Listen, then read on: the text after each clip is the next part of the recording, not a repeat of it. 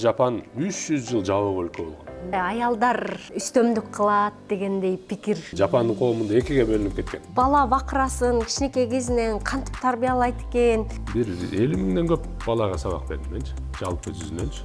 Эркиндик берилет бекен же салтка тайт бекен? Улууларга орун бошоткон учур азырыраак да Жапанда. Алардын билим берүү системасы менен биздики Дүйнөгө 70 баланы, 130 баланы окууга жөнөткөн. эмне үчүн алардан акылдуу балдар көп чыгат? Булар бузукулар, батышка аралашып атат. Биздикиндей турбайбы? Мугалимдердин балдарга мамилеси, балдардын мугалимге мамилеси. Мен сени кааласам сабайм, мен сени кааласам тепкилейм. Япония десе сөзсүз түрдө көз алдыбызга гейшалар келет. Бул мектепти бүткөндөр дээрлик университетке барбайт. Баа берүү системасы кандай экен? Ошон үчүн Жапанда метродо колун көтөрүп отурушат, сенсей дейт. Эмне үчүн сиз бизге окшошсуз дейт да. Неге бизге окшошсуз? Саламатсыздарбы, урматтуу YouTube каналымдын көрүүчүлөрү? Бүгүн дагы ары кызыктуу, ар тараптуу бир маек куралы деп чечтик. Атайын ошо кызыгып жүрүп чакырган мейманым бар. Мейманым 12 жыл Японияда окуп, иштеп, жана азыркы тапта Кыргызстанда байыр алып аткан мырзам Сейтек Качкынбай, агартуучу, Бишкек ишкерлер клубунун директору. Саламатсызбы? Саламатсызбы, Назира. Көрүп атканыма абдан кубанычтамын, агам. Кубанычтамын мен дагы. Бүгүн аябай ошо кызыкканыбыз, негизи эле Япон эли бизди ушу тазалыгы менен суктандырып келет го. Бияка футболго келсе дагы дайыма артын жыйнап кетүү менен, өзүнүн ушундай маданияты менен суктандырат да. Анан эң кызыкканыбыз дагы булар баягы салт санаасы менен заманбап жашоону айкалыштырып өрүп келаткан улут да. Анан канчалык деңгээлде ошондой сиз жашадыңыз, эмне кызыктуулары бар, эмнесине таң калдыңыз? Абдан мындай фундаменталдуу суроо бердиңиз деп ойлойм. Негизи мен деле өзү ошого кызыгып Жапанга кеткем мен дагычы. Башка өлкөгө эмес, Жапанга окууга кеткеним себеби да ошо. Сиз айткандай салттык коом да, кыргыздын коомунда эл эмне дейт деген коом да, негизи салттык коомчу. Аларды эл эмне дейт деп жашайт экенби? Эл эмне деп дейт дегенди азыр эми чечмелеп берейин. Мындайча айтканда, Жапанда бизден айырмаланып, бая биздин ат башыдагыдай же болбосо кара кулжанын алайкусу сыяктуу мындай бир гана улуттан турган калк ал жерчи. Жапанда жалпы Жапан боюнча чет өлкөлүктөр 1% түзөт да. 99% Жапандар. Анан ошол аябай салтташкан, аябай улутчул коом. Бирок заманбап мына демократия, эркиндик, батыштын технологияларын айкалыштырып, мындайча бир уникалдуу өлкө, эл болуп жашап атат да. Ошонун ичинде ошо сиз айтып аткан тазалыгы дагы бар да. Анан ушул суроо эмне үчүн Жапандар мындай кылычтары менен эле кала берген жок депчи. Мындайча кимоносун эле кийип, кылычын эле көтөрүп, биз улуу элбиз деп эле эмне үчүн Америка менен катташпай, же болбосо Германия менен, Батыш менен катташпай эле, Тойоталарды чыгарбай эле кала берген жок деген да суроолор таң калтырса керек да. Ошол жактан алганда Жапан абдан мындай айкалыштырды да заманбап менен өзүнүн салтынчы. Мындайча айтканда экөө тең эле бирине бири тоскоолдук болбостон, бирин бири колдоп, Жапандар мындай ынтымак эң үлгүлүү ошону алып келатат деп айтсак болот, ошо тазалыкты баарынчы. Булар да мындай болду. Эми сөзгө кирише турган болсок, 19-кылымдын ортосуна чейин Жапан 300 жыл жабык өлкө болгон. Токугава өлкөсү деп коет да. Токугава деген хан болгон. Ал Жапанды жаап, 300 жыл жаап салган. Эч кимди киргизбей, эч кимди чыгарбай. Ошондой болгондо алар ойлогон мындай: биз улуттук тазалыкты сактап калабыз, маданиятыбызды сактап калабыз, динибизди сактап калабыз. Эч кандай голландиялыктар менен, америкалыктар менен, англиялыктар менен соода кылбайбыз депчи. Ошентип 300 жыл жүргөндөн кийин анан бир жолу Жапандын жээктерине жакын чет өлкөлүктөрдүн бирөөлөрдүн кемеси чөгүп кетип, мындай ташка урунуп калат да. Анан жан соого деп сактап калгыла деп Жапандын жээгине келгенде Жапан ал убакта ошо Токугава хандыгы аларды кабыл албай өлтүрүп салат. Биз жабык өлкөбүз деп, эч кимди кабыл албайбыз биздин мыйзам боюнча деп. Анан тиги өлкө чет өлкөлүктөр жини келип, анан замбиректери менен кемелерин жөнөтөт. Анан 19-кылымдын ортосунда Америкадан кеме келип туруп анан жапондар кайтат. Дарбазаңарды ачкыла депчи. Биз менен соода кылгыла. Деп, жо, биз улуу элбиз. Кылычыбыз бар, самурайбыз, кимонобуз бар. Силерсиз эле жашайбыз, керек болсо силер менен согушабыз дегенде. Месага деп анан америкалыктар тиги замбиректер менен атканда анан Жапандын коомунда мындай ооз ачылып калган да. Сестенүү болгон. Ами биз кылычыбыз менен булар менен согуша албай турбайбызбы?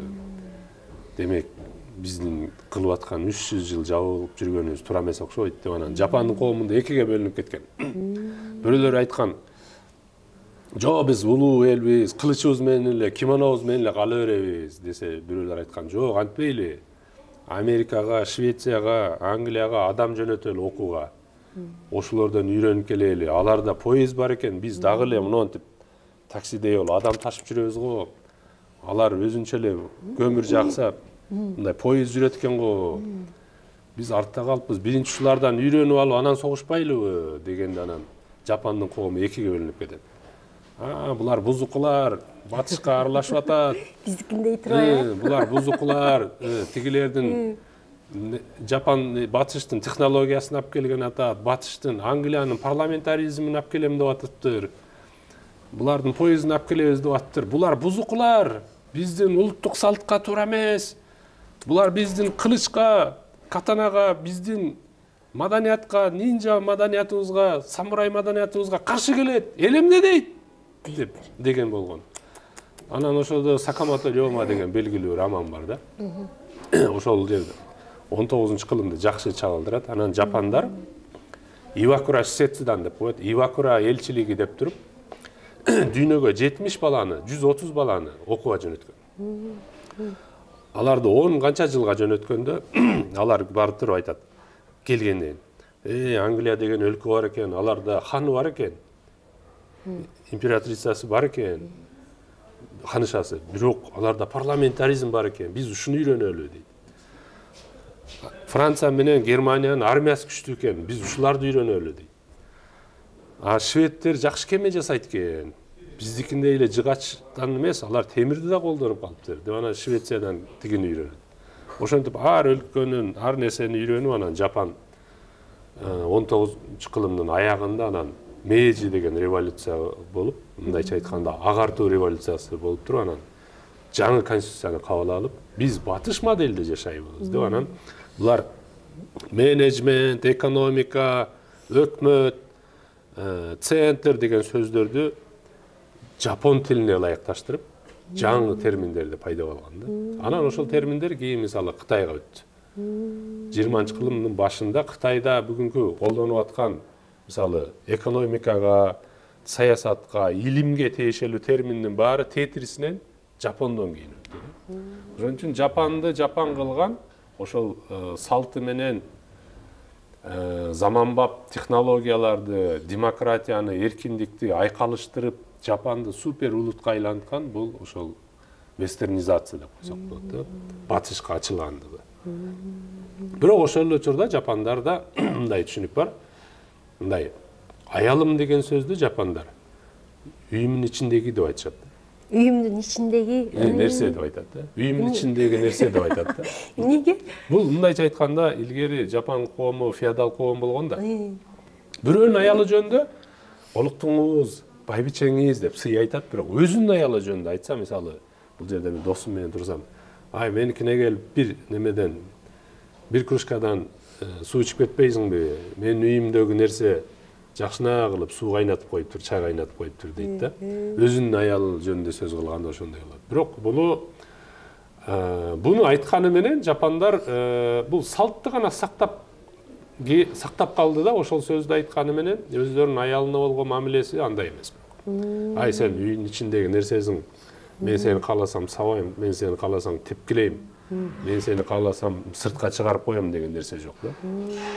Болгону ошо баягы сөз айкашы ошо бойдон калып кетти. Ошондой нерсе. Аякта көбүрөөк мындай неме калып калганда мындай аялдар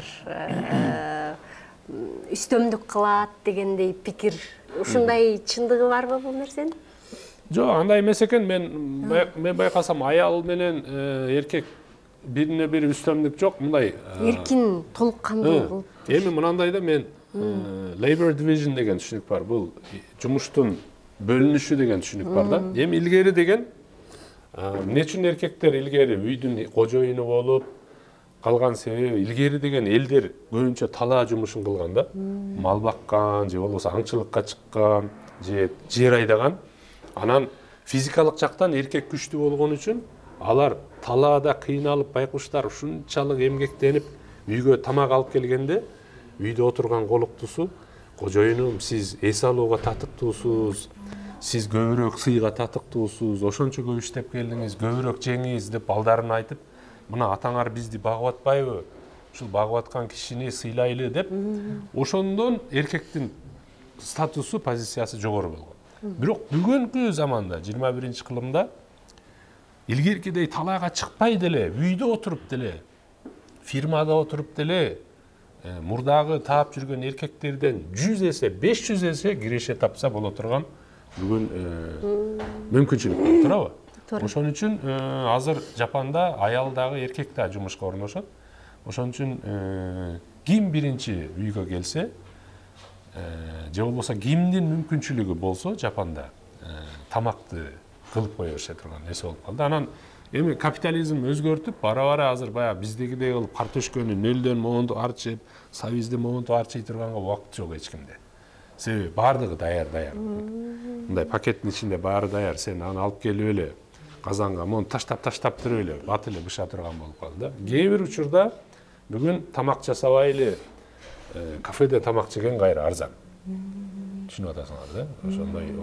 Ошон үчүн реалдуулук убакыт өткөн сайын ар жерде экономикалык алакаларга жараша аял менен эркектин ортосунда мамиледе мындай өзгөрүлө турган нерсе да. Бул жасалма эмес. Ошон үчүн азыр Жапанда мисалы көп балалуу болуш кыйын. Мындайча айтканда 1,2 бала деп айтылат да. Бир аял орто эсеп менен 1,2 бала төрөйт дейт экен да. Мындайча айтканда 100 аял болсо 120 эле бала болушу мүмкүн да ошол жерде. Бирге ошонун 20сы эле 2ден төрөйт да. Бул деген нерсе мындайча айтканда көп балалуу болалуу бул мындай байлыктын белгиси Жапанда бул. Эгер сейрек да 4 баласы бар, мен ушунча 12 жыл жүрүп Жапанда 2 үй бүлөнү көрдүм. 4 баласы бар. Негизинен бир же балалуу эмес, же 2 эле баласы болот экен да. Анан ошондой коомдо мисалы 4 баласы барлар аялдары үйдө баланы багып, коляска менен тамак жасап, эркин жүрөт да. Ошол аялдарды тетрисине бактылуу деп айтышат. Себеби бул колунда барлар экен депчи. Мүмкүнчүлүгү бар. Иштебей эле жүргөнгө могут себе позволить, орусча айтканда. Бизде деген тетрисинен айласыздыктан үйдө отуруп атпайбы, жумуш жок. Тең мүмкүнчүлүк жок дегендейчи. Жапандын коому мындайча айтканда мүмкүнчүлүктөрдүн коому да. Мүмкүнчүлүк бирдей бөлүнгөн баарыначы. Анан ошол мүмкүнчүлүктү ким канчалык пайдаланып, ким канчалык бай болуп кетет, бул ар бир адамдын өзүнө жараша деп айтылат да.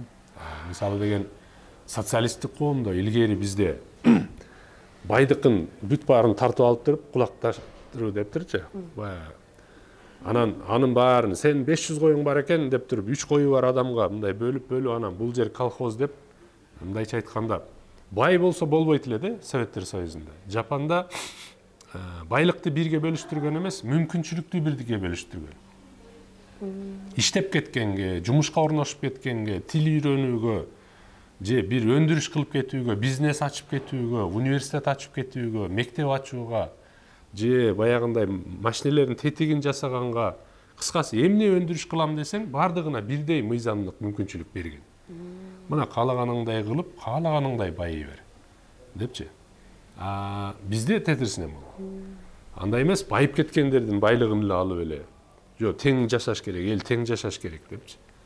Ошон үчүн Жапандын коомунун айырмачылыгы ушундай. мүмкүнчүлүктөрдүн мына араб тилинде имканият деп коет, имканияттардын же болбосо омат дейт го. Бизде оматты бир аз туура эмес түшүнүшөт негизи. Омат буга ооду депчи. Омат деген мүмкүнчүлүк, ал аракет кылып жасай турган нерсе да. Ошондой мүмкүнчүлүк бирдей бөлүнгөн го Жапан. Анан булардын дагы биздикиндей улууларга болгон сый урматы бар деп айтылып келет го. Анан ошо бала бакырасын кичинекей кезинен кантип тарбиялайт экен, эркиндик берилет бекен же салтка тайт бекен, билими кандай экен? Эми Жапанда бала тарбиялоо маданияты дагы бизге жакын, кыргызга. Бирок бир аз айырмасы бар. Бир эки моментке токтоп кетейин. Биринчиси, Жапанда айтат экен, баланы тарбиялабайлы кой деп айтат экен.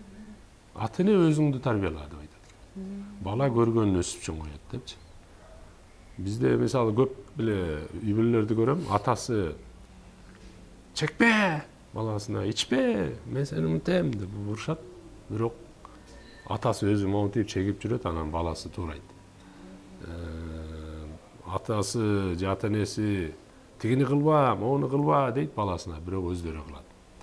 Ошон үчүн Жапанда мындай биринчи өзүңдү тарбияла деп айтат экен. Ата эне болгонду үйрөн депчи. Мисалы мен мектептерде сабак берип жүрдүм да. Анан Япониядабы? Бир 50 миңден көп балага сабак бердим менчи. Жалпы жүзүнөнчү. Бир 6 жылдай сабак бердим да. Анан ошо мектепке, кайсы мектепке барбайын, барганымда директори өзү тосуп алат эле да. Анан тосуп алганда анан бир программа менен иштедим да. Анан мен менен кошо башка чет өлкөдөн да келген адамдар келчү да.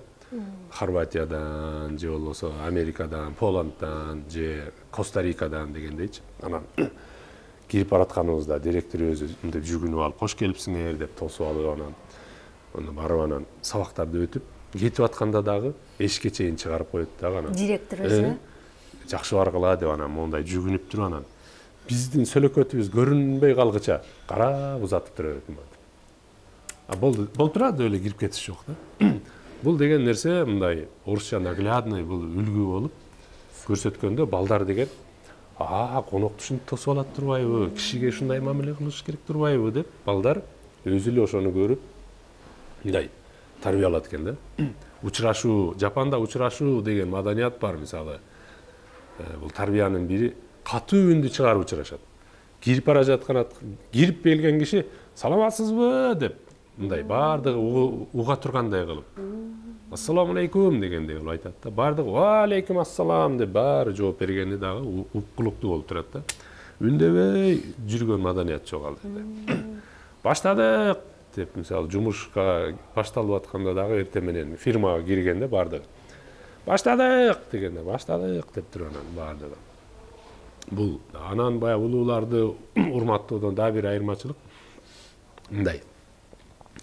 Айталы могу ишкана болсо, ишканага айталы сиз 23 жаштасыз, жумушка биринчи орноштуңуз. Мен 26 жаштамын. Сизден 2 жыл кечирээк жумушка орношсом, сиз улуу болуп каласыз. 26 жашта болсом деле сизге биринчи келип мен учурашып башымды ийип саламатсызбы? Тажрыйба биринчи чыгып келгенде. Сиз неме, аялсызбы, эркексизби? Жашыңыз кичиирөөк булураак биринчи келүү деген принцип бар. Ошол эле бар залда. Дзюдо болобу, каратеби, кендобу биринчи келгендер машыгып анан кур алгандар, алар жашы 43 жашта болсо деле 57 жаштагы аксакал кийин келип куру төмөн болсо ал босого жагыраак отурат да. Төр деген түшүнүк бар ал жерде да. Камиза деп коет, ошо төргө отургузуп. Мисалы ошо мен кендо менен машыкканда залда жүргөндө эми залда эки бөлүнүп калды да бүгүн. Клуб кендо деп коет, бул спорт болуп кетти. Мындай жөн эле боксерлордун клубундай болуп эле эч ким менен иши жок да, анча эмес. Зал кендо деп коет, дожо кендо деп коет, бул салттык кендо. Аябай тартип мындай армиядагыдай. Залдын ичине кирсең, анан устаттын астына келип жүгүнөсүң, сенпай деп коет, өзүңдөн улуу ага эжелерге өзүнчө жүгүнөсүң, машыгып бүткөндө ошондой жүрөсүң, баш кийим кийип жүрсөң болбойт, байпак кийип жүрсөң болбойт, мисалычы. Мындайча айтканда, армияга киргендей эле болосуң да. бирок машыгы бүткөндөн кийин кайра эле тең уктуу болуп эле монтип эле чай ичип эле бирдей эле кандайсыз деп эле сүйлөшүп каласың. Залда башкача сый сөздөр бар атайын. Мындай багындым, да бир жолу машыктырып коюңузчу деген сыяктуу, онегейшима суранам деген баягындай калыптанып калган, жарайт деген сыяктуу сөздөр бар да. Мындайча айтканда бул салт сакталган ошо бойдон. Бирок машыгы бүткөндөн кийин залдан чыккандан кийин силер коомдук жай баарына тиешелүү болгон үчүн ал жерде тең уктуусуң, каалагандай жүрө бересиң да. Анан дагы бир момент бар, сый боюнча Жапанга биринчи келгендер көбүнчө таң калат. Метролордо улууларга орун бошоткон учур азырыраак да Жапанда. Анан башында таң калып жүрдүм мен дагы. Неге бул жапандар көп орун бошотпойт депчи. Анан көрсө мындай экен. Жапанда халк азыр бүгүн 127 миллионго жетпейт да. 126 миллион менен 127 миллион ортосу. Бул 96-жылдан бери ушундай. Халк өспөй турат да. Анан пенсионерлер аябай көбөйүп кетти. Пенсионерлер көбөйгөндө демек соцфондко бул чоң нагрузка да. Булардын пенсиясын төлөш керек. А пенсия акча бул каяктан асмандан түшпөй турган нерсе. Бул салык төлөөчү керек. А салыкты ким төлөйт? Салыкты жаштар төлөйт. Иштегендер төлөйт да, туурабы? Фирманын ишкерлери. Анан пенсионерлер аябай көбөйүп Жапанда 65 жаштан кийин эле халктын бир бүгүн дээрлик 40%-дей бул пенсионер дейби? Элестетип көргүлө, ушунун баарын багыш керек. Анан Жапан пенсионерлери өздөрү атайын поездерде биз отурбайбыз. Биз бекер болбуз. Биз пенсия алып жыргап жашап атабыз. Биз кааласак отурабыз, кааласак жатабыз, кааласак дүйнө кыдырабыз биз. Мүмкүнчүлүгүбүз бар. Мына Жапон коомун көтөрүп аткан мына жаштар силерсиңер. Силер талыкпай эртең менен саат 7-ден кечки 9-га чейин иштеп атасыңар. Силер отурганга татыктуусуңар. Бизге орун бербей эле койгула деп мындай Жапондун немелери, улгайган кишилери ошондой позиция экен да. Эми арийне символдук түрдө вагондун эң алдыңкы вагондордун астында карыялар үчүн, ооруп аткандар үчүн, боюнда баралар үчүн деп орундарды жасап койгон. Ал жерге жаштар отурбайт өздөрү элечи. Отура тургандар ошол жака барат өзү. А эгер мындай орто вагондорго отуруп калса, алар арызданышпайт. Силер иштеп, силер салык төлөп, бүгүнкү Жапон өлкөсү бар. Бүгүн Жапан ошонусу менен бүгүн Жапан болуп атат. Биз ансыз деле кылаарга ишибиз жок. Биз үйдө уктап атабыз каалашыбызча. Биз каалашыбызча дүйнөдө саякат кылып атабыз деп. Мына чындап эле карасаңар, Кыргыз Республикасына келген туристтердин 99% бул пенсионерлер. Жакшы пенсия алышат, 2000-3000 доллар алышат айына. Анан кылаарга иши жок. Дүйнө саякаттап анан булар жүрүшөт да. Ошон үчүн тарбия дегенде дагы эле биз баягы салттык 18-кылымдагы, 17-кылымдагы нерсени эле кармап алып эле анан бул мүмкүн эмес экен дейбиз да. Андай болбойт. Бул мындайча айтканда бул диалектика. Түбөлүктүү эч нерсе жок. Бара-бара коом өнүгөт, өзгөрөт. Улуу менен жаштын ортосундагы мамиле, аял менен эркектин ортосундагы мамиле, элдердин ортосундагы мамиле мындай бара-бара өзгөрөт экен да.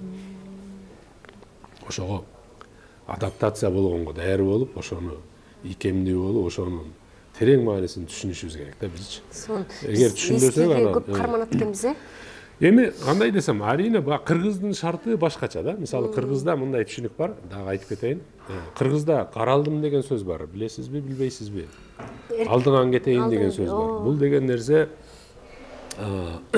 ушу балам менин алдыман кетпесе экен. Мен биринчи тиги дүйнөгө кетсем да балам мени көмсө экен. Каралдым деген сөз ушу мен карып калганда ушу балам мени бакса экен. Ушу балам мени ошол учурда кор кылып таштап кетпесе экен деген сөздөр да. Эми Жапанда бүгүн могу немелер катуу өнүктү да. Могу кандай десем, социалдык өлкө да. Бакубат коом. Мисалы пенсиялар аябай жакшы, баягындай камсыздандыруу аябай жакшы коом да. Ошого Жапандарда мисалы үйдө жаштар иштеп, мисалы ата энеси карып калганда деле мындай күч кубатта жашай берет экен да булар 80 жашта деле. Анан мен кендо агайым 3 жыл мурун барсам 4 жыл болуп баратат уже. 4 жыл болуп калды. Агайым 93 жашта экен. Мындай баспай калыптыр да. Коляска менен отуруп калыптыр. Анан барсам ошону учурашып коеюн деп атайын издеп бардым да Токиого барсам. Мени көрүп аябай сүйүндү, анан мен ушу баса албай калдым бирок деди. Анан барсам жаш бир 25 жаштагы бир тыкыйган бир жигит жүрөт. Анан бул не туугандар окшойт десем, жок, бул соц кызматкер деди. Атайын келип ошо памперстерин алмаштырып, беттерин тазалап, арчып, жуунтуп, анан кетет экен да. Коляскага отургузуп, анан барып калсам агайым 93-кө келип калды эле. Кемпири болсо мен апа деп койчумун, 89 жаштагы ушундай эле. Анан ал басып жүрөт экен байкуш. Бирок эңкейип калыптыр. Анан балмуздак алып чыкты, муздат жайында бардык эле да. Келе кой Сейтек балам, канчадан бери көрүшө эле келек, уже аябай коомадыкпы, жакшы болбодубу? Эмне болду экен деди эле дейт. Анан балмуздак алып жеп, анан тиги соц кызматкерге берсек жебей койду такыр. Неге? Жок, бул биздин мамлекеттик кызматкердин этикасына туура келбейт бул деп. Ал кадимкидей эле карап турду. Биз үчөөбүз момунтип жеп сүйлөштүк.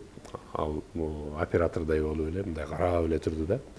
Биз момунтип жеп, балмуздак жеп сүйлөшүп атабыз. Анан бул деген нерсе Жапандын коому ушунчалык өнүгүп, соц кызматкерлер мындай баягындай социалдык муктаждыктарды чечүү саясаты аябай өнүккөн да. Ошон үчүн аларда мындай болосо сенсейдин 2 баласы бар, алар ошону карап үйдө отуруштун кереги жок да. Себеби ал бирөө профессор, бирөө курулуш компанияда дүйнөлөрдү кыдырып жүрөт, архитектор болуп. Ата энесин мындайча айтканда ошол соц кызматкерлер карай алат да. Ошон үчүн алар дагы Жапандын коомунда карыялар дагы балдарына тарынбайт. Мени карабай койду, бул деген ырыс кесер, бул тигиндей деп айтпайт да. Себеби аларды караганга мамлекеттин кудурети жетет. Жакшы пенсия алышат. Ошон үчүн ошондой реалдуулук да башкача да. Мындайча айтканда баягы илгери балдары ата энесин караса, бүгүн мамлекет карай ала турган болуп калды. Ошон үчүн мамлекетке каралдым деп айтышы мүмкүн да Жапондор. Балдарына каралдым дебейт да. Эми арийне ата эне менен баланын ортосунда сүйүү, бири-бирине болгон мамиле аларда сөзсүз бар. Сыйлайт ооба. Маал-маалы менен келет. Мисалы кечинде келсе, кандай алып-калыңыз жакшыбы деп сурайт. Анда жагы бар да. Ошон үчүн мындай айкалыштырып атат да. Кыргыздын коому деле ошондой болсо жакшы болот эле да. Бүгүн медицина өнүгүп, жаштар бар биздин карыяларды астынан өтүп, кантип атасыз деп памперстерин алмаштырып, чындап эле уколун сайып берип, беттерин арчып, отуруп туруңуз деп коюп, анан ал биздин чал кемпирлерди элестетип көрүңүз, 80 000, 90 000 пенсия алып жыргап жаткан болсо. Ошол Жапандын коому элестетип койсок болот да, ошондой экен депчи. 200 000 сом пенсия алышат. Мектепте дагы иштедим деп атасыз да. Алардын билим берүү системасы менен биздики кандай? Биз асман менен жердейби? Эмне үчүн алардан акылдуу балдар көп чыгат? Акылдуу балдар бизде деле бар. Жапанда деле бар. Оюмча биз Жапандан кем калбайбыз да. Мына жаратылыштан туулган жөндөмүбүз Жапандыкы менен бирдей эле деп ойлойм. Маселе ошол туулган балдардын жөндөмүн өрчүтүп кетүүсү, жетелеп кетүүсү боюнча алардын системасы алда канча алдыда да. Мисалы бир эле нерсени айтайын. Мен мисалы окуп жүргөндө ушунчалык таланттуу балдар менен окугам мен. Курсташ болупчу. Бирок бүгүн айрымдары ичип кетти, жөн эле жалкоолуктун айынан эч нерсеге жетпей калды да. Кыргызстанда. Кыргыздарда. Бул деген нерсе ал жөндөмсүздүгүнөн болгон жок да. Бул өзүн таппай калды. Өзүн таппай калды, же болбосо биздин системадан өкүндүбү, ошол аларга көп шарт түзүп бере алган жок дейм, өбөлгөчү. Кыргыз менен Жапандын билим берүүнүн айырмасы мондай. Биз кыргыздын билим берүүсү мындай жаттатып үйрөтөт да. тиги 1800 мынанчанча жылы Францияда эмне болгон? Же болбосо Алыкул Осмонов 26 жашында октябрдын 23-ндө Ысык көлдөн Бишкекти көздөй келе жатканда дарактын жалбырактары 463 беле же 824 беле деген суроолорду көрөт да. Мисалы элестетип көрүңүз, 423 болсо эмне өзгөрөт? 863 болсо эмне өзгөрөт? Жалбырактар ошондо жашыл болсо эмне өзгөрөт? Сары болсо эмне өзгөрөт? Ошону биз билишибиз керекпи да? Мисалы кереги жок маалымат. Кереги жок нерсени, жаттай турган нерсе. Жапандын билим берүүсү, андай эмес. Жапандын билим берүүсү бул эмне үчүн деген суроонун жообун издеп, анан бир нерсени чечүү жолдорун үйрөтө турган мындай практикалык нерсе. Мышлениен өзгөртө, ой жүгүртүү. Ойлонто турган нерсе. Эмне үчүн деген суроого жооп бере турган билим берүү. Мындайча айтканда, алардын билим берүүсү илимге таянган. Биздики БГУ Шампан комбинаттын маңдайында Тынчтык проспектисинде жайланышкан деп биз билим беребиз. Филармония Чүй менен Манас проспектисинин кесилишинин батыш тарабында деп билим беребиз да. Жапандар антип бербейт. Мисалы филармонияга кантип барыш керек? Жөө барса канча мүнөт? Кандай ыкмалар менен жетсе болот деген сыяктуу айырмасы фундаменталдуу бизден ошондой да. Аларда эмне үчүн деген суроолорго жооп берип, ошол эмне үчүн деген себеби эмне үчүн деген суроонун жообу бирөө эмес да, 1000 болушу мүмкүн. Ошон үчүн ар ким өзүнүн чындыгыңды өзүң таап ал дегендей ойлонтура турган, эркин ойлонгонго, эркин жооп издегенге, эркин табышмактын ачкычын издегенге үйрөтө турган билим берүү. Биздики бар нерселер деле Лондон, Ингландтын борбор шаары деп эле үйрөтөт да. Аны билсек, билбесек эмне? Мисалычы, бирок өтүк жасай албай атсак өзүбүз. Өтүк токуй албасак, килем токуй албасак өзүбүз машина жасай албасак. Аны биле. Аны билгенден эмне пайда? Муну Toyota десек. Майкл Джексон канча жашында өлгөн деген суроо. Ал 58 жашында өлсө бизге эмне? 73 жашында өлсө кыргызга эмне бизге? Бирок Майкл Джексонду эмне ошондой Майкл Джексон кылды? Эмне үчүн Майкл Джексон ошондой деңгээлге чыкты? Эмне үчүн Джеки Чан ушундай деңгээлде кыйын белгилүү актер болду деген суроонун жообун издесе, Жапандын билим берүүсү ушул нерселерди үйрөтөт. Ошонун жообун издетет. Биздики жөн эле, Джеки Чан мынанча киного тартылган. Майкл Джексондун мынанча клипи бар деген сыяктуу билим да биздечи. Аны билсең эмне, Майкл Джексондун 800 клипи болсо деле мага эмне? Сизге деле эмне? Туурабы? Бирок Майкл Джексон эмне үчүн Майкл Джексон болду? Ал феномендин сыры эмнеде деген суроонун жообун издесе, эмне үчүн Чыңгыз Айтматов болду деген феномендин жообун издесек, бул неме да. Бирок Чыңгыз Айтматовдун канча чыгармасы бар экенин билбей калса, бул күнөө эмес деп ойлойм да. Анан баа берүү системасы кандай экен? Мугалимдердин балдарга мамилеси, балдардын мугалимге мамилеси? Сабак берип жүргөнүбүздө бизде баягындай башында конкурс болду да. Чет өлкөлүк. Кайсы сабактан бердиңиз? Мындай болду. Мен кыргыз маданияты, анан инглиз тилде. Мектепте не болду да? Мындай болду. Ар бир өлкө өзүнүн өлкөсүнүн элчиси өзүнүн маданиятын биздин жапон балдарга өз оозу менен тааныштырыш керек деген болду. Анан Токиодо 30 адамды жумушка алат экен да. Анан ошондо элестетип көргүлө, дүйнө жүзүнөн ар түрлүү немеле адамдар катышты. Анан өткөнүбүздө мындай эреже болду. Бир жума окутту да. Мындай сабак учурунда эмнени айтпаш керек, анан кантип сабак бериш керек дегенчи. Анан ар бир класста сөзсүз аягында, артында бир 2-3 бала монтип жатып алып, сабагын укпайт экен, уктай берет экен. Буга көңүл бурбагыла деди, эч качан урушпагыла деди. Анан арақ, тамеки жөнүндө сөз кылбагыла деди. Класс сабак учурундачы эч качан. Арақ жөнүндө, тамеки жөнүндө сөз кылбагыла деди. Калганы эркинсиңер деди. Бирок эч качан урушпагыла деди балдар менен. Конфликтке барбагыла деди. Анан ошол гана нерселер болот экен чектөө. Дин темасын көтөрбөгүлө деди. дин жөнүндө сөз кылса болот, бирок мындай динге чакырык кылып, мынау дин туура, мынау дин туура эмес, мыноолар адашкандар, моолар ширк, моолар ширк эмес деген сыяктуу мындай чектөө кылып, мындай диний пропаганда кылбагыла деди да. Арак жөнүндө сөз кылбагыла деди.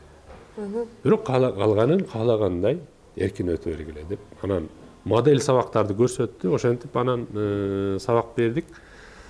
Ошондо бир 50 миңден көп балага сабак бердим да. Мындайча айтканда, жума сайын Токионун ар түрлүү мектептеринен чакыруу келет. Сага алдын ала 2-3 айлык расписание келет. Мисалы бир 14 мектептен келет да. Келсең, могу класстарга сабак өтүп бересиз дейт. Анан инглиз тилде өтөсүң, кыргыз маданияты жөнүндө өтөсүң, мисалы. Окшоштуктарыбыз жөнүндө айтасың. Анан карасаң, ошо балдары биздин айырмасы дагы неме болот экен, ушу билим берүү системасында буларды 1-класстан 6-класска чейинкини алгачкы мектеп деп атайт. 6-классты бүтүп атканда булар экзамен тапшырып, ошол мектептен чыгып кетишет. Бул алгачкы мектепти бүттү. Анан орто класска тапшырышат. Орто класста да 3 жыл окуйт. 1, 2, 3 класс деп. Мындайча айтканда 7, 8, 9 класста. Бул жерге өзүнчө дагы мектептер болсо, Бишкекте, мисалы 500 мектеп болсо, өздөрү тапшырып көрөт. Өтө алганына кирет анан. Ал жерде да 3 жыл окуйт. Анан жогорку мектеп деп коет. Дагы 1, 2, 3 класс деп. Мындайча айтканда 10, 11, 12 класста. Бул жака да өзүнчө тапшырышат. Бирок жогорку класс бул милдеттүү эмес. Алгачкы менен орто класс бул милдеттүү да. Анан кийин бул жерде өзү белгилүү болуп калат экен. Негизи орто класс деме, алгачкы классты бүтүп атканда эле мындай болжолдуу ким эмнеге жөндөмдүү белгилүү болуп калат экен. Орто класска келгенде ошол бизде уклон деп коет го. Инглиз тилге басым кылган же физикага деген сыяктуу мындай мектептер. Мектептер эми менчиги бар, мамлекеттик бар. Мындайча айтканда тең-метең да. Бишкекте айталы 500 мектеп болсо, ошонун 250-сү менчик деп коелу. Анан мамлекеттик деп коелу. Ошолорго мындай бөлүнүп өздөрү кирип, анан ошол жерде мен мисалы ошо экөөндө тең эле бердим да. Кээ бир учурда ошондой конструкторлордун мектебинде да бердим. Мындай вертолет жасаган балдарды элестетип көргүлө. Ошо класска жараша балдардын сага берген суроосу дагы башкача болот да.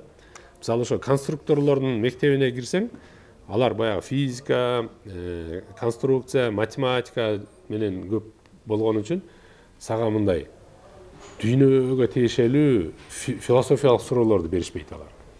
Айтканын угуп эле моундай көп кызыга беришпейт да.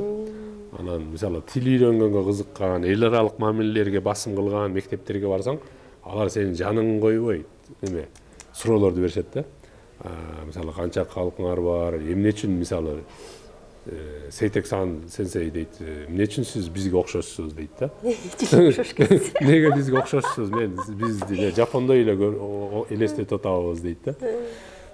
Ошол суроолорду беришет да. Мен айтам, биз кыргызбыз, көчмөн, ушундай Борбор Азияда жашайбыз, ушундай. Анан биз сиз эски Советтер Союзунан келдик десе, биз бир орус бирөө келет деп ойлогонбуз дейт да. Анан неге бизге окшошсуз деген сыяктуу ошондой суроолорду беришет, кызык болупчу. Ошого мектепке жараша, анан кээ бирки мектептер бар, эч жака окууга тапшырып өтө албай калган жөндөмсүздөрдүн да мектеби болот. Аларда да сабак бердик. Алар да айтышат, эми ачык айтышпайт экен. Булар болжолдуу университетке окубайт депчи. Бул мектепти бүткөндөр дээрлик университетке барбайт. Булар баягындай спец мектептерге, атайын кесиптик мектептерге барат дейт. Алар көбүнчө мындай камыр жасай турган, ашпозчулукка же баягындай бир кандайдыр бир өнөрдү үйрөнгөнү гана бара турган мектептер болот экен да, мындай кыска окуу жайлар болот экен, 2 жылдык, 1 жылдык, ошолорго барат дегенде да.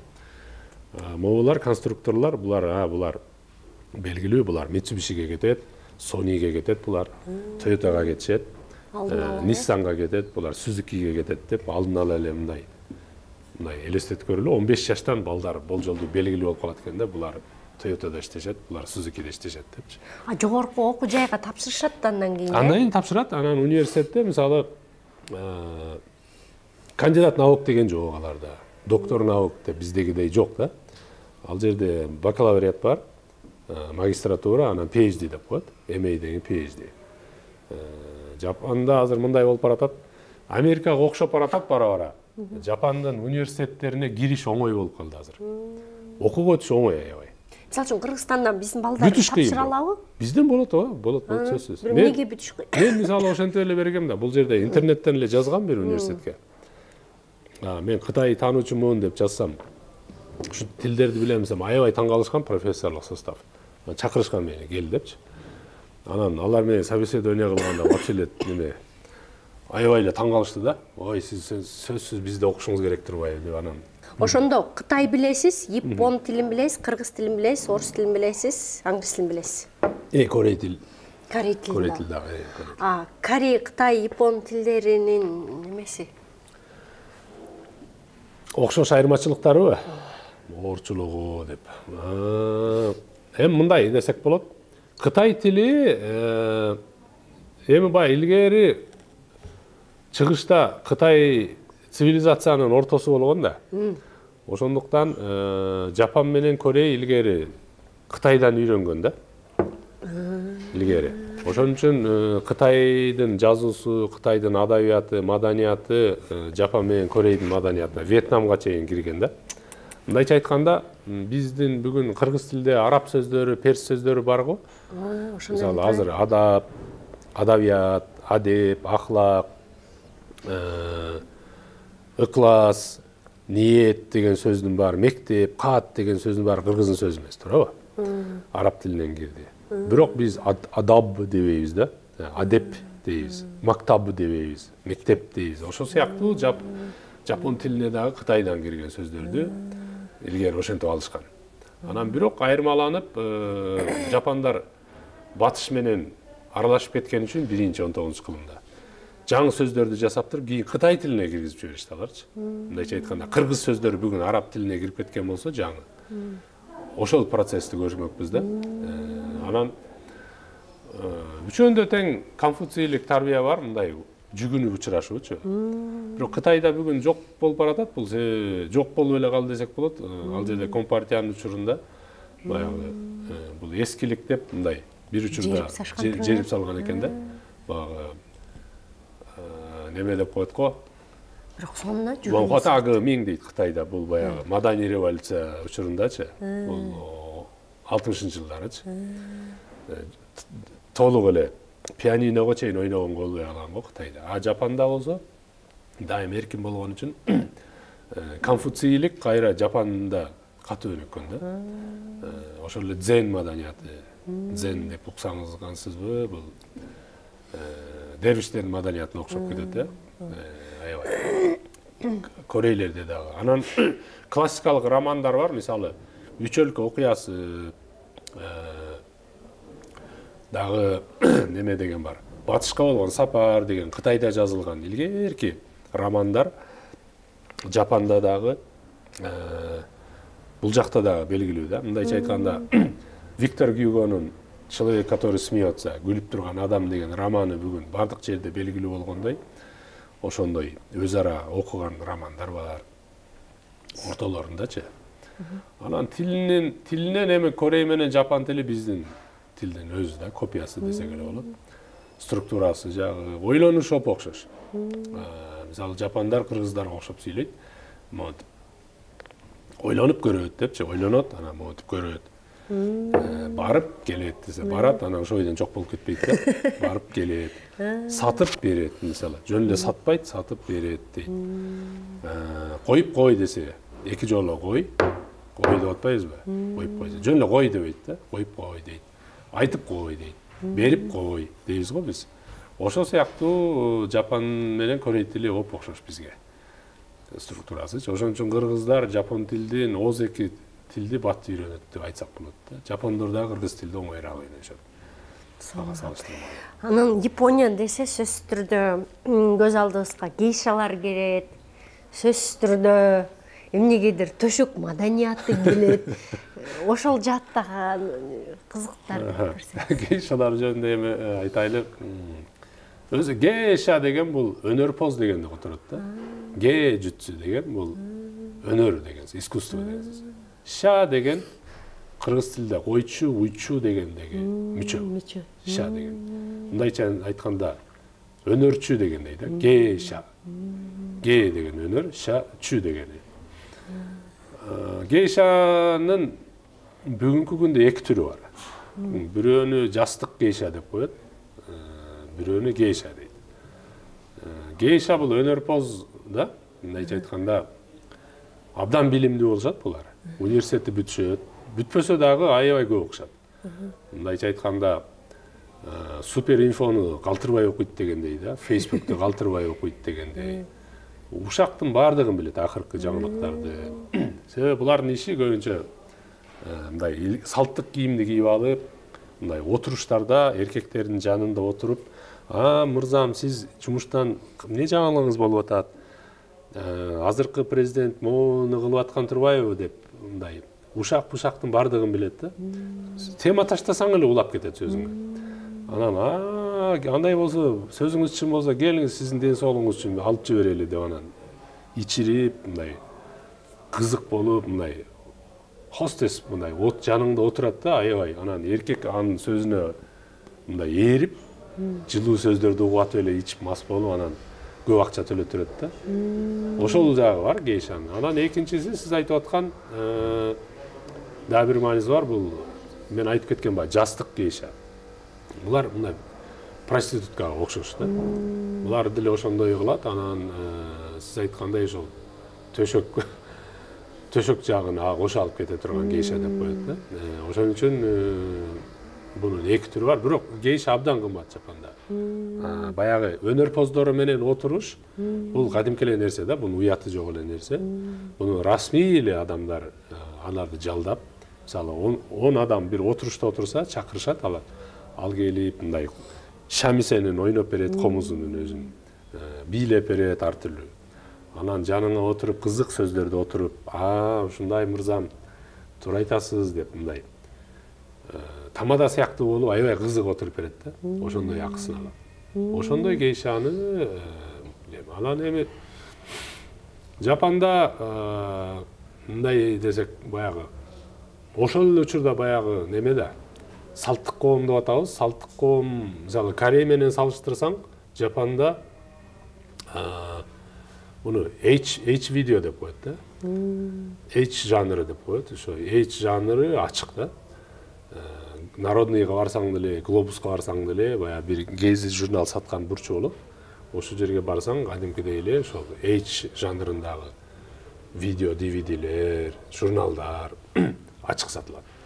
Бирок 20 жашка чейинкилерге сатылбайт. Эгер ошону алып алам деп барсаң, сөзсүз немеңди, паспортуңду сурайт. Ошо тамеки, арак деле ошондой да. Ошон үчүн бирок эми мозаика кылып көрсөткөндө өзүнүн цензурасы бар, кайсы бир деңгээлде. Мындай 100% ачык көрсөтпөйт. Ошондой жагы. Мындай ошо атай видеолорду көрүп отуруп, япондор тууралуу, анан алардын мындай бир аз маньяктык жагы барбы деген ой келет да. Ар бир эркекти. Сизди түшүндүм. Жапандын коому мындай болуп баратат да. Баягы шисейкатсу деп коет. Мындайча айтканда, жеке жашоо деген түшүнүк Жапанда аябай катуу өнүгүп, жапондар индивидуалист келет. Кайсы бир мааниде, бири-бирине кийлигише бербейт да. Сен эмне ишиң бар мен менен дейт да. Эмне чатагың бар мен менен дейт да. Мен бетимди жуусам, жубасам, сага эмне чатагың бар деп. Ошо сыяктуу жеке жашоодо бул меники деп айтат дагы. Ошо анан мыйзам катуу болгон үчүн Жапанда баса биздегидей болуп кафеде отуруп эле кыздарга мынтип туруп анан менден ичип койсун деп тигиге пиво же бир тамак берип анан кыздарга тааныш болбайлыбы деп эле келиш жок да. Андай кылсаң ал полицияга айтса камап кетет сени. Ошон үчүн аябай коркушат. Муну баягындай sexual harassment, секхара деп коет. Бул мындай харасмент катары каралып экенде. Ыдык деп жүрүшөбү азыр? Ыдык көргөзүү. Ыдык. Ыдыктын сексуалдык эле түрү эмес, бул зомбулук ыдык деп коет. Мындай бирөөнү сөксөң да ыдык деп неме кылат.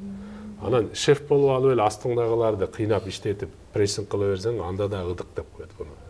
Буну power деп коет, буну power harassment деп коет. Ошон үчүн Жапан коомунда баардыгы ойлонуп туруп иш кылат да. Ошон үчүн эркектер аялдарга көп тийише албай калган үчүн баягындай журналдар чыккан ошол да. Эркектер өздөрү менен өздөрү алаксыйт ошону көрүп, аялдар ошондо өздөрү менен өздөрү алаксыйт. Анан Жапандын коому ошол өзгөчөлүгү. Анан мындай жалгызсыраган эркектерди көп көрсөң болот чындап эле. Жана гейшаларга, анымларга, атайын аялдарга акча төлөп, мындай башын сылатканы. Бар. Ушундай бар дейт го. Ал кызмат бар да. Ошон үчүн бул да өзүнчө индустрия болуп, ошол башын сылаттырып, мындайча айтканда, Эркелеп. чоң эле киши жумуштан чыккандан кийин элестетип көрүңүз, эми 50-гө чыккан киши ошол фирмага барса, мындай жаш баладай кылып кийинтип, памперс кийгизип, чоң эле кишиничи жынагач кылып анан ошентет деп мен угабыз да, бирок мен көргөн эмесмин жеке жашоомдо. Бирок аны Жапан коомунда ошол бар деп Жапон өздөрү айтат да. Мындай чындап эле мындай кылып упча эмгизип, чындап эле эркелетип, мындай аябай өксүп калган эркекти ошентип неме кылышат, тейлейт деп мен уккам. Бирок өзүм көргөн эмесмин ошонучу. Көз аялы бири-бирин эркелетишетпи? Үй бүлөнүн ичинде болуш керек деп ойлойм. Аял күйөөнүн мамилеси үй бүлөдө болот го дейм го анчы. Ал бул баягы неме, мен айтып аткан баягы үйлөнбөй калгандардын арасында бул. Үйлөнбөй калгандардын же турмушка чыкпай калгандар Жапан коомунда көп да алчы. Анан бул маданият дагы өнүккөн. Жапанда баягы эркек менен кыз кантип таанышат анда деген суроо пайда болот да. Аз айтып атпаймынбы, мындай кыздардай болду, мынтип же Фейсбуктан эле таанышып, чоң кыз чай ичпейлиби деп жаза албайсың да. Түшкө чакырам деп. Андай десең, ал кайра аны скриншот кылып алып туруп полицияга берет, сени камайтсың кайрачы. Мисалы метролордо колуң, не дай бог да, бир кыздардын бир жерине тийип кеткен болсо 99% камаласың да. 99%. Далдей албайсың мен эмес. Ошон үчүн Жапанда метродо колуң көтөрүп отурушат. Мына мен атайлаган эмесмин депчи. Мына колуң биякта эле көрдүңбү депчи. Эгер мындай болуп түшүрүп турган болсо, шек болуп калат. Ошого бул мамилелер дагы ошо Жапанда мындай бир топ татаал десек болот да, ушул жагынанчы. Салттык коом менен ошол жаңы алакалардын ортосунда бир симбиоз, бир кандайдыр бир гармония келип ататпы дейсиң кээде. Анан кээде ошондой мамилелер да бар да. Татаалдашып. Бирок кантсе дагы бардык нерсе бул өз ыктыярдан келип чыгыш керек деген түшүнүк да. Өз ыктыяры менен экөө таанышып атабы же жокпу деп. Ошол жерде мындай болот да. Мисалы, экөөбүз тааныш болсок, сиз экөөбүз. Мен үйлөнө элек болсом, мен досторум болот 3-4 балага. Айтабыз, таанышуу отурушун кылбайлыбы десем, макул дейт. Сиз 3 курбуңузду чакырып келесиз, мен 3 досумду чакырып келем. 4-4төн болуп, мындай ушундай кафеде мындай катар тизилип алып отуруп, баягы дипломатияда эки тарап сүйлөшкөндөй болуп алып, тамак заказ кылып, ар нерсесин айтып талашып, анан ошол жерде экөө бири-бирине келишип калса, ошол жерден таанышып кетишет. Эгер келишпей калса, ошол бойдон болуп тура деп коюп кетишет, кийин мамиле түзбөйт да. Соңкене. Ошондой буну гокон деп коет да, гокон отуруштар деп коет. Мындайча айтканда бирге отуруш деп. Тааныштыруу турбайбы? Тааныштыруу, мындайча айтканда бул да өзүнчө бир маданият, ошондой гокон маданият. Таанышуу үчүн уюштуралды го. Гокон маданияты дейт да ошону. Сон Сейтек мырза, аябай сизди дагы алып калып, эрмектесем, бир 3-4 сааттык эфир чыкчудай. Тилекке каршы эфирибиздин соңуна чыгып баратабыз. Атай келип убактыңызды бөлүп, мына ошол Жапон маданиятын биздин көрүүчүлөргө айтып берип бөлүшкөнүңүз үчүн терең ыраазычылыгыбызды билдиребиз агам. Дагы Кудай буйрса дагы кызыктуу темаларды чыгарсак болот экен. Келип туруңуз, биздин үй жайыбызды көрүп алдыңыз да болуп кетти. Болуптур, рахмат Назира. Кубанычтамын мен дагы. сонун ар бир өлкөдөн, ар бир улуттан бир жакшы нерселерди иргеп, көрүп, кантип өнүгүп атат, биз ошол өнүгүш менен барсак кандай болот деген суроолорго дагы жооп издесек, албетте пайдалуу нерселерин көп көрмөкпүз. Сиздерге эфир жакты деп ойлойм. Пикирлериңизди комментарийге жазып коюңуз дагы, анан каналыбызга катталганды унутпаңыздар. Кайрадан көрүшкөнчө сак саламатта аман туруңуздар.